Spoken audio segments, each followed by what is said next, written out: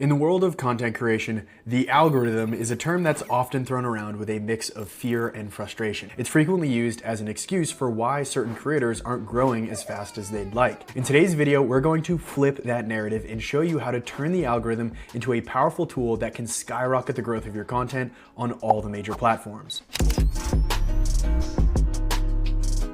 So what exactly is the algorithm? It's essentially the brain behind social media platforms that decides which content gets shown to the viewers. This algorithmic system operates similarly across all of the major platforms with the primary goal of keeping users engaged and spending more time on the platform. The better the content that the algorithm recommends to its viewers, the more likely users double or even triple the amount of time they spend on the app. By studying what individual users watch, like, comment on, and share with friends, the algorithm has an overwhelming amount of data on each and every viewer on the platform, meaning they're able to predict with extremely high accuracy what specific content to recommend to specific people based on their tendencies. Our job is to learn what the algorithm cares about and optimize our content to fall in line with those priorities, and when we do that, it will recommend our content to our ideal audience and we'll have a viral video. Now, contrary to popular belief, the number one thing the algorithms prioritize is not likes, comments, or shares. Instead,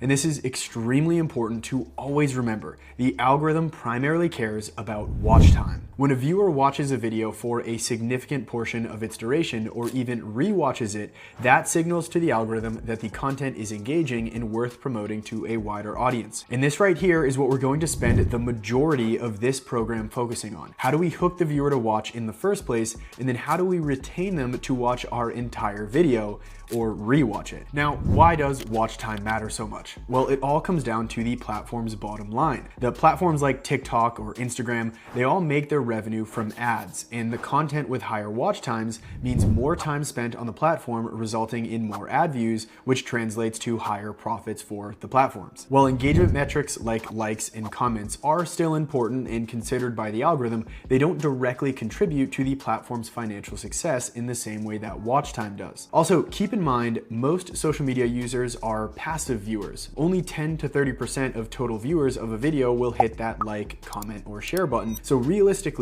the watch time is the truest measurement of the actual draw a piece of content has. Now, when we say watch time, it's not just the total amount of time your content was able to accrue, but instead the average watch percentage of your video. Did they watch 30 seconds of your 1 minute video, which would be a 50% watch time, or did they watch the full 1 minute? The algorithm looks at 100% watch time as an extremely successful video. The only reason the viewer continued scrolling is because the video literally ended, whereas a video with 20 or 50% watch time, that viewer continued scrolling likely because they got bored, and it's boredom that eventually causes viewers to exit the app, which is not what the platforms want. So they design their algorithm to focus on this metric extremely closely, and they reward those who hit it out of the park with insane exposure and views. Now, let's address the common question. Well, if watch time is so important, what's the best length for our content? Now, there is no single best video length. Instead, I'd have to say the best length is the longest your video can be, where it's still optimized for as close to 100% watch time as possible. When the algorithm sees that, they will blast your content out to huge numbers of people that don't follow you. Okay, so now you know what the algorithm cares about. What does it actually look like when we post? How does the recommendation system work? Let's walk through a specific example using a brand new electronic music account. So we've got 0 followers here, and we're about to post our first Instagram reel. And remember, this process works the same on TikTok, YouTube Shorts, Facebook, all that stuff. As soon as we hit post, the algorithm will start analyzing our video, the caption, any hashtags we used, all aspects of it, and it will recommend this video to a very small subset of accounts on the platform that it believes show a tendency to like the style of content that we just posted. So if you uploaded a reel about fishing, for example, the algorithm will see that and recommend your reel to a very small community of creators who tend to like fishing content. This is testing phase number 1. If these few accounts our content gets shown to get hooked and watch a higher percentage of our video, the algorithm looks at that as extremely favorable.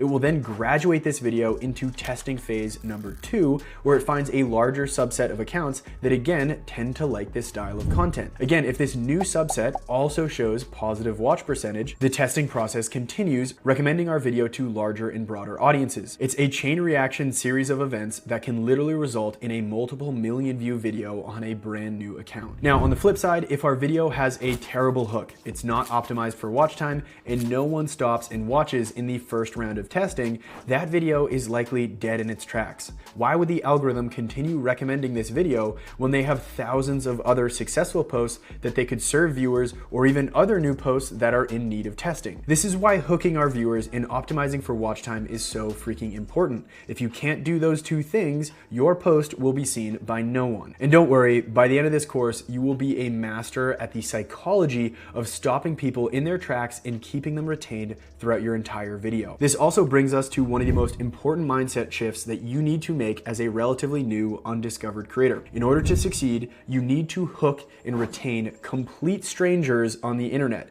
people who do not know, like, or even care about you. To do this, the content needs to be 100% focused on how you can provide value to complete strangers on the internet. There might be things you care about so much and you want to include them in your content, but if the viewer won't care as much about it as you do, it won't serve the overarching goal of getting your content recommended to larger audiences. In Hollywood, people refer to this as killing your darlings, and here's a really good example with one of my favorite people, Ryan Reynolds. In his movie Deadpool and Wolverine, they spent a good chunk of time and money filming and editing a scene that featured a cameo of Ryan's best friend, fellow actor, and co-owner of their European soccer team, Wrexham AFC, Rob McElhenney. Now, if you've ever watched the movie, you'll notice that there is no cameo of Rob in the final edit. This is because Ryan realized that even though he and Rob loved the scene, it didn't serve a valuable enough purpose to the audience, so unfortunately, they had to make the tough decision to cut the scene. Imagine how hard that was